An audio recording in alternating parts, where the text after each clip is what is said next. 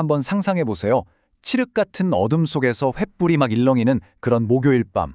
겟세마네 동산의 공기는 정말 숨막힐 듯한 긴장감으로 가득 차 있었죠. 바로 배신과 체포의 현장이니까요. 오늘 우리가 함께 들여다볼 이야기는 요한복음 18장에 나오는 바로 그날 밤, 똑같은 위기 앞에 섰던 두 사람의 이야기입니다. 이야기를 시작하기 전에 우리 각자에게 한번 질문을 던져보면 어떨까요? 만약 내 인생에 정말 깊고 어두운 위기의 순간이 닥친다면 나는 과연 뭐라고 대답하게 될까요?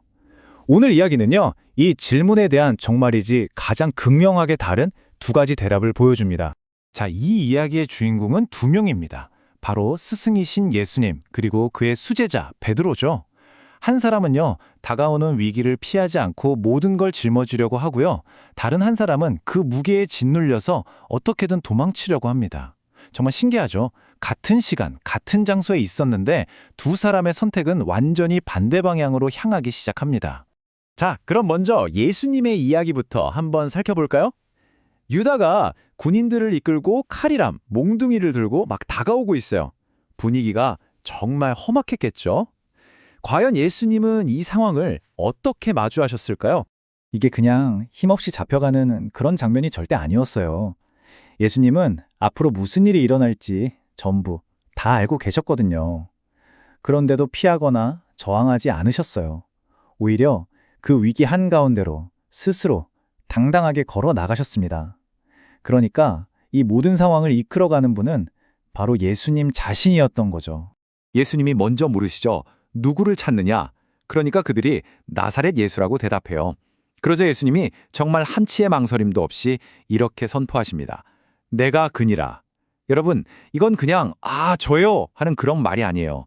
자신의 정체성 그리고 자신의 사명까지 전부 다 받아들이고 책임지겠다는 엄청난 권위가 담긴 선언이었던 거죠. 이 장면 정말 대단하지 않나요? 요한복음을 보면요, 이 한마디의 칼과 몽둥이로 무장한 군인들이 글쎄 뒤로 벌러당 나자빠졌다고 나와요. 진짜 놀랍죠? 이게 뭘 보여주냐면요, 예수님이 약해서 잡히시는 게 아니라는 거예요. 오히려 세상을 구원하려는 그분의 사랑이 너무나도 강하기 때문에 스스로 그 길을 가신다는 걸 보여주는 아주 역설적인 장면인 거죠. 땅에 엎어졌던 군인들이 겨우 정신 차리고 다시 일어났겠죠. 그러자 예수님은 또 한 번 당신의 뜻을 분명히 하십니다. 이 모든 혼란 속에서 진짜 중심이 누구인지, 그들이 진짜로 찾아야 할 답이 무엇인지를 다시 한번 확실하게 알려주시는 거예요. 그리고 세 번째로 내가 근이다 라고 말씀하실 때는요, 이건 이제 제자들을 위한 사랑의 방패가 됩니다. 나를 찾으러 왔으면 이 사람들은 가게 내버려둬라. 이 한마디로 모든 위험을 자기 혼자 다 짊어주시고 제자들이 빠져나갈 길을 열어주신 거예요.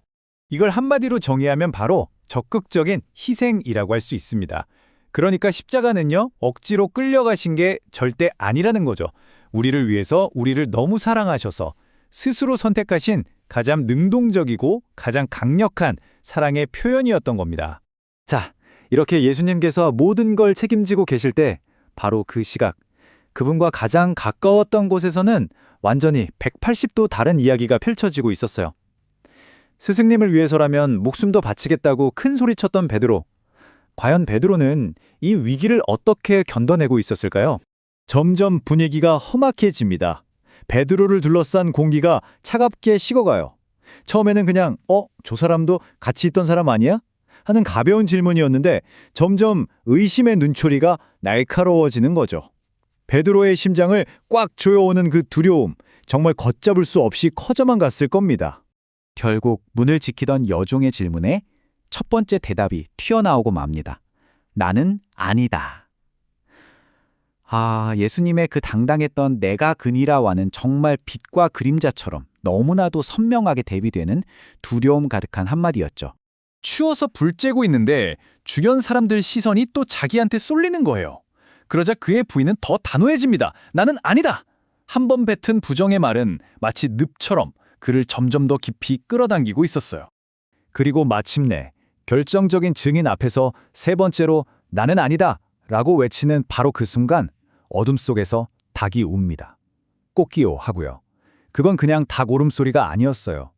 예수님의 예언이 현실이 되는 소리, 베드로의 세상에 와르르 무너져 내리는 소리였습니다. 사실 베드로를 손가락질하기는 참 쉽죠. 어떻게 그럴 수가 있어? 하고요. 하지만 이 이야기는요, 단순히 베드로의 실패를 보여주려는 게 아니에요. 어마어마한 압박감 앞에서 속절없이 무너져 내리는 우리 모두의 연약함을 그대로 보여주는 거울 같은 거죠. 어쩌면 이건 바로 우리 자신의 이야기일지도 모릅니다. 정말 지극히 인간적인 순간이에요. 자, 보세요. 한밤중에 울려 퍼진 완전히 다른 두 개의 대답. 내가 그니라, 그리고 나는 아니라. 이토록 선명한 차이, 이 대비는 도대체 우리에게 뭘 말해주고 싶은 걸까요? 바로 이 화면이 오늘 이야기의 핵심을 딱 보여줍니다. 한쪽에는 모든 걸 짊어지시는 예수님의 적극적인 희생이 있고요. 다른 한쪽에는 모든 걸 부정해버리는 베드로의 인간적인 연약함이 있죠. 중요한 건 뭐냐면 이 두 가지가 그날 밤 바로 그곳에 함께 있었다는 사실이에요. 이게 바로 이 이야기의 정말 놀라운 반전이자 진실입니다.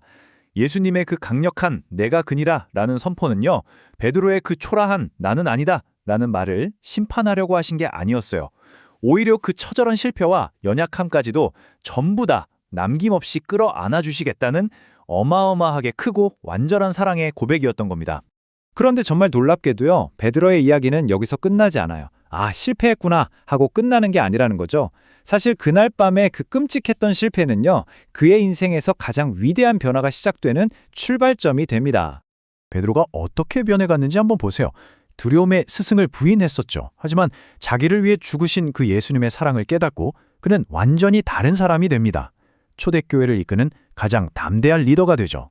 그리고 나중에는요, 전승에 따르면 똑같이 십자가에 못 박히면서 스승을 위해 내가 그니라를 외쳤다고 해요. 보세요.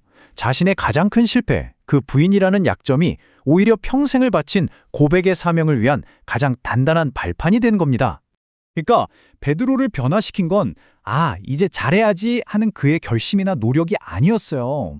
자신의 그 형편없는 연약함에도 불구하고 어쩌면 바로 그 연약함 때문에 기꺼이 내가 그니라라고 말씀하시면서 십자가로 가셨던 그 스승의 사랑, 그 사랑을 온몸으로 경험했을 때 그는 비로소 진짜 새로운 사람으로 다시 태어날 수 있었던 거죠.